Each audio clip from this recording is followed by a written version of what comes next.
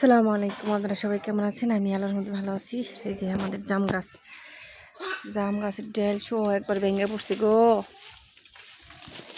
ইস, কি জাম যে ধরছে! এই যে জাম আর জাম,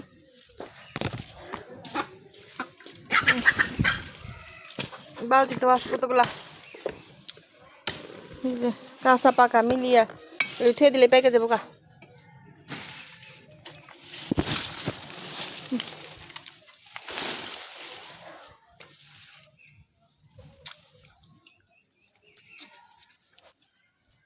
জাম জাম জাম মিষ্টি আছে না?